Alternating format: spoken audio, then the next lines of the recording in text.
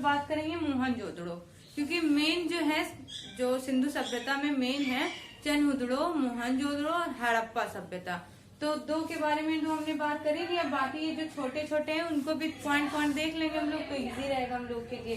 तो इसकी जो सबसे पहली खुदाई करी थी वो राखलदास बनर्जी ने करी थी 1922 ईस्वी में। और ये सिंधु सभ्यता जितना भी सभ्यताएं हैं उसमें जो भी नगर मिले, तो सबसे बड़ा जो शहर था वो यही मोहनजोदड़ो था। इसको मृतकों का टीला कहा जाता है। मीन्स कि इसमें लोग क्या युद्ध के बारे में परिचित नहीं थे, परंतु ऐसे लोग की लाश मिली एक जगह पे, कई सारी लाशों के ढेर मिले, किसी का सर नहीं है, किसी का पैर कटा हुआ है, किसी का कुछ, तो ऐसे ही मतलब है कि पूरा पूरा ढेर ही मिला कंकाल का, तो इसकी वजह से इसको मृतकों का टीला भी कहते हैं। और इसमें जो मिला है पुरोहित आवास, घर में कुआं। मीन्स घर में कुएं का ये था कि लोग इतने सभ्य हो चुके थे कि अपने घर में कुआं रख रहे थे। हम लोग के यहाँ जब सभ्यता आती आती हुआ कि नल बनाने लगे, फिर उसके बाद टंकी टंकर जो भी रखने लगे, तो इसमें लोग इतने सभ्य थे कि घर में कुआं बना रहे थे। और इसमें विशाल स्नानागार नहाने का जो होता है बाथरूम, तो वो बहुत बड़ा सा उन लोगों ने विशाल स्नानागार बनाए। इससे जो होता है कि जैसे कभी पूजा वूजा होती तो वहां भी यूज होता था ये स्नानागार। और इसमें जो सबसे बड़ी बिल्डिंग मिली तो वो अन्नागार थी। आपने इससे पहले भी हम लोगों ने बात किया था, हड़प्पा में भी अन्नागार मिला था, बट वो छोटा था। सबसे बड़ा अगर अन्नागार की बात करेंगे तो ये अन्नागार मिला था मोहनजोदड़ो में, और ये पाकिस्तान में है। बाकी सारे हम लोग के इंडिया में भी हैं, बट तीन जो चनहुदड़ो, मोहनजोदड़ो और हड़प्पा जो है वो पाकिस्तान के हैं। तो इसमें सूती वस्त्र था। इसमें ज्यादातर हुआ कि जैसे पुरोहित लोग जो होते हैं तो कॉटन की लुंगी और धोती क्या क्या पहनते हैं, और जो गमछा लगाते हैं तो वो कॉटन के रहते थे। तो सूती वस्त्र के भी वहाँ पे साक्ष्य मिले। स्वास्तिक चिन्ह तो आपने उसमें भी हड़प्पा में भी हम लोगों ने देखा था कि स्वास्तिक चिन्ह का जो मिला था उसमें भी मिला था। और इसमें सबसे चौड़ी सड़कें थी।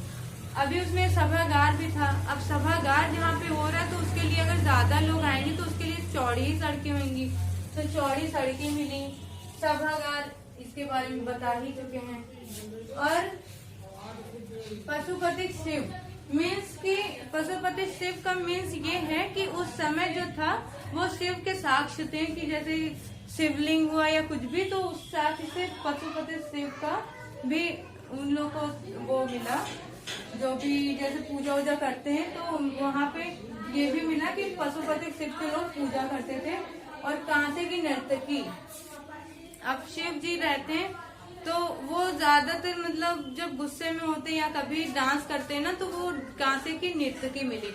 और हम लोगों ने देखा था पूरा पाषाण काल, नौ पाषाण काल, इन सब में देखा था। तो जो हमारा प्राक इतिहास था उसमें ही आदि मानव लोगों ने तांबे का खोज कर दिया था। तो इसमें जो मिला था वो कांसे की नर्तकी मिली थी और तांबे का पूरा पूरा ढेर ही मिला था। तो तांबे का खोज तो आदि मानव ने कर दिया। रोपड़ जो है वो पंजाब में है, वो गलती से हो गया। तो इसकी जो खुदाई करी थी यगदत्त शर्मा ने, और इसमें मानव के साथ साथ पालतू जानवर का जो शव मिला था। तो ऐसे ही घटना हुई थी हमारे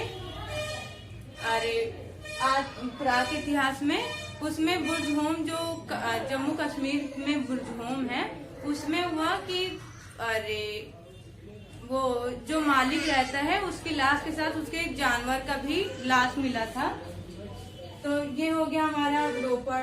फिर उसके बाद अगर बात करेंगे हम लोग कालीबंगा, तो ये कालीबंगा है, ये राजस्थान में सरस्वती नदी है उसके किनारे ये मिला था। तो इसमें अलमानंद घोष जो थे इसकी खोज करी था, और ये खुदाई इसकी बीके थापड़ और बीबी ला ने किया था। इसमें मिला था अलंकृत ईट। तो मीन्स ईंटें तो मिलते ही थे, बट इसमें अलंकृत मीन्स डिजाइन पे मिला चूड़ी के साथ। वहां पे हम लोग देखे थे चनहुदड़ो था, तो चनहुदड़ो में मेकअप से रिलेटेड सारे सामान मिले थे, बट वहाँ पे चूड़ी के साक्ष्य नहीं मिले थे। और इसमें चूड़ी का भी साक्ष्य मिला है। अलंकृत ईट, अलंकृत तो उसमें भी मिला था बहुत सारी चीजें। जोता हुआ खेत, अब जोता हुआ खेत भी दिखाता है कि हाँ सभ्यता। हल जब खेत जुता हुआ रहेगा तो हल भी लकड़ी का हल। हवन कुंड, हवन कुंड में इसकी वहाँ पूजा करते रहते थे तो हवन कुंड भी मिला। तो ये हमारी बात हो गई कालीबंगा के बारे में। अब बनमाली की बात अगर करें हम, तो बनमाली की जो सबसे पहली खुदाई करी थी वो रविंद्र सिंह जो थे उन्होंने खुदाई करी थी। इसमें जल निकासी की जो व्यवस्था थी वो व्यवस्थित नहीं थी, तो इसका मीन्स ये हम लोग ले सकते हैं कि वो थोड़ा ग्रामीण में था, क्योंकि सब रहेंगे शहर में रहेंगे तो उसमें रहता है कि नालियां ढकी हुई रहती हैं और सड़कें चौड़ी होती हैं, बट इसमें था जल निकासी की कोई भी सही व्यवस्था नहीं थी। और घरों के बाहर जैसे गांव में अभी भी होता है कि घर के बाहर गड्ढा खोद देते हैं मिट्टी में, उसी में पानी जाता है और सोखता रहता है, तो वहाँ पे सोखता के भी साक्ष्य मिले। और वहाँ की जो सड़कें थी वो टेढ़ी मेढ़ी थी, तो इसको हम लोग ये सोच सकते हैं कि हाँ ये थोड़ा ग्रामीण में थी। अब बात करें अगर हम धौलावीरा की, तो इसकी भी जो खुदाई करी थी वो रविंद्र सिंह ने ही करी थी। ये धौलावीरा जो है सिंधु सभ्यता का सबसे बड़ा स्थल है। स्थल में जमीन के हिसाब से जो सबसे बड़ा था वो धौलावीरा था। ये गुजरात में है। और जो अभी हम लोगों ने बात करी थी मोहनजोदड़ो, वो सबसे बड़े शहर की बात करें तो वो मोहनजोदड़ो है। और सबसे बड़ा अन्नागार अगर बात करें तो हड़प्पा में भी मिला था और मोहनजोदड़ो में, बट मोहनजोदड़ो का जो अन्नागार था वो सबसे बड़ा था। तो इसके बारे में भी हो गया। अब बात करें अगर लोथल, लोथल थोड़ा मेन इसलिए क्योंकि यहाँ पे जो पहले तराजू, उन लोग तराजू बांट रखते थे, हम लोग क्या होता है कि 50 ग्राम 200 ग्राम 2 किलो 5 किलो 15 किलो ऐसे होता था। बट लोथल जो था एक ऐसी जगह थी जहाँ पे स्टार्टिंग के बाट जो रहते थे वो 16 केजी का होता था। अब सोचिए, और वहाँ पे लोथल जैसे गुजरात में है तो गुजरात में सी पोर्ट बढ़िया था, तो वहाँ पे जो मिला था लोथल में, इसकी पहली खुदाई जो करी थी उन लोगों ने SR राव। और इसमें बंदरगाह गोदीवाड़ा का मीन्स भी होता है जहाँ पे शिप आती पानी का सीपोर्ट, तो वो गोदीवाड़ा। और इस सभ्यता में जितने भी जैसे घर रहते थे तो घर हम लोग का ज्यादातर होता है कि अगर रोड साइड घर है तो रोड साइड ही दरवाजा खुलता है, बट सिंधु सभ्यता में जितने भी घर खुलते थे साइड में, इधर साइड में, इधर साइड में, और बट फ्रंट में नहीं खुलता था। बस लोथल ऐसा था, मतलब इसमें जितने भी घर मिले वो रोड साइड एकमात्र ऐसे ये थे कि उसी में सिर्फ थे कि रोड साइड दरवाजा खुला था। बाकी जितनी भी सिंधु सभ्यता में जितने भी घर मिले उनके दरवाजे जो थे तो वो इधर उधर होता था बट सामने नहीं होता था। तो लोथल की ये भी एक पहचान हो गई। और इसमें फारस की मुहर मिली थी। तो फारस के मुहर मिलना मीन्स ये दिखाता है हम लोग को कि हम लोग का विदेशों से व्यापार होता था। फारस की मुहर अब हम लोग क्या तो छापेंगे नहीं, तो उसमें जो मुहर जो रहती थी ना वो पक्की मिट्टी के रहते थे। सिक्के जो रहते थे तो वो भी सेल खड़ी या जो भी आता है उसके सिक्के रहते थे। और युगल समाधान, युगल समाधान मीन्स कि एक ही कब्र में 2-2 लाशें मिली। अब 2-2 लाशों का मिलना मतलब हम लोग ये, क्योंकि अगर कंकाल है तो कंकाल में लेडीज है या जेंट्स है ये तो समझ नहीं आता है, तो उसमें 2 लाशों का मिलना का मतलब ये हो जाता है कि सती प्रथा उस टाइम भी थी। जैसे हिंदुओं में पहले था, हिंदू धर्म में, कि उसके हस्बैंड का अगर मृत्यु होती थी तो उसको भी चिता में साथ साथ जलाया जाता था, तो वैसे ही इसमें भी युगल समाधान मिला। इसमें सती प्रथा को वो शो करता है कि एक ही कब्र में 2-2 लाशें मिली, तो इसमें भी हो गया। और ये अगर रंगपुर की बात करें तो उन्होंने जैसे रंगपुर था और रंगनाथ राव जो थे इन्होंने इसकी खुदाई करी थी। तो इसमें जो मिली थी धान की भूसी मिली थी, और ये भी गुजरात में, तो ये भी बड़ा ही स्थल था। धान की भूसी इसमें मिली।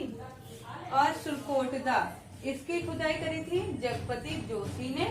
और इसमें कलश समाधान मिला। कलश समाधान मीन्स की कलश के अंदर लाश मतलब कंकाल मिला। तो कलश अब इतने छोटे तो होंगे नहीं, कलश जिस हिसाब से इंसान का शरीर होगा उसी हिसाब से वो बड़ा सा कलश होता था, उसी के अंदर कंकाल के पूरे पूरे साक्ष्य मिले। और इसमें जो साक्ष्य मिला वो घोड़े की हड्डी, का इन्होंने कंकाल मिला। तो इसमें ज्यादातर गाय का कोई भी साक्ष्य ज्यादा नहीं मिलता है। इनकी जो मुहरें थी, पारस की जो मुहर थी, तो उसपे भी एक सींग का, जैसे गेंडा होता है तो एक वो उसके सींग निकली रहती है, बट वो गेंडा भी नहीं। कि दोस्तों अभी हम लोगों ने देखा था कि सबसे बड़ा जो शहर था वो मोहनजोदड़ो था, सबसे बड़ा स्थल धौलावीरा था। पर अगर भारत में सबसे बड़े स्थल की बात करें तो वो राखीगढ़ी था, जो कि हरियाणा में था।